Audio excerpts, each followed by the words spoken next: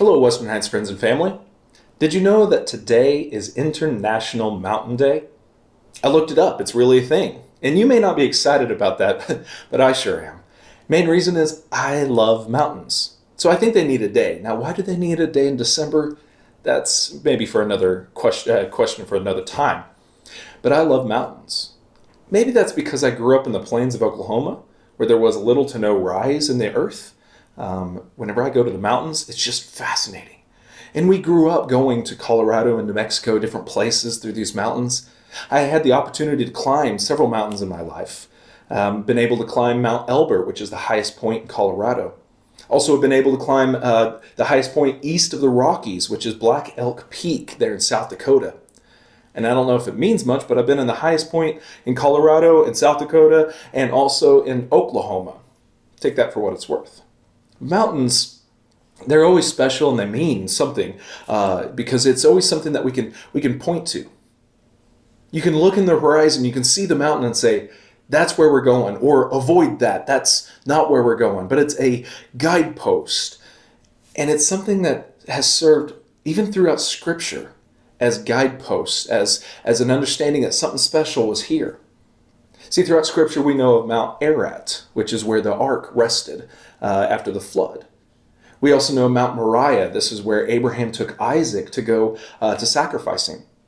Mount Sinai, Moses spoke with God and received the Ten Commandments. Mount Carmel, Elijah defeated the prophets of Baal.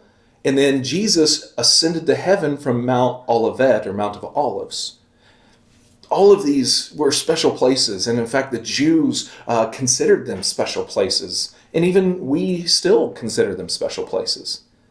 Mountains remind us of some wonderful truths, but they also serve as a really good metaphor. Dr. Seuss used this metaphor for mountains, probably one of my favorites because I love Dr. Seuss, but he used it in Oh, the Places You'll Go. The very last lines of Oh, the Places You'll Go says this: "Today is your day, your mountain is waiting, so get on your way." So we understand mountains as a metaphor of the thing, the hard, difficult thing that we're challenged with, that is in our path. And this year has been full of some mountains, hasn't it? I mean, you have the coronavirus, and how do we respond to that? That's a mountain. We have racial injustice. How do we respond to that? That's a mountain. The politics, the whole political scheme and things that we're dealing with, that's a mountain. Or maybe it's just our fear is a mountain. Or you name it. There are mountains galore. And the thing is, as soon as we crest the peak, as soon as we navigate one of these mountains and we crest the peak of the one that we're faced with right now, I kind of feel like it's Lewis and Clark, like I'm on their expedition again whenever they crest Lemhi Pass, and all they see, what they're expected to see, I guess, is a river that's heading to the Pacific. And what they see is more mountains. That's how I kind of feel. As we navigate one mountain, there's all of a sudden another, and then another, and then another. And it can feel tiring, and it can feel exhausting. But the thing is, how we navigate the mountains in our life is going to determine our character. It's going to determine our walk. You see, some mountains, they have to be climbed. They have to be conquered. Some mountains, you just have to navigate around. There's just no way around it. But some mountains, they need to be moved. Now that may seem silly, it may seem strange.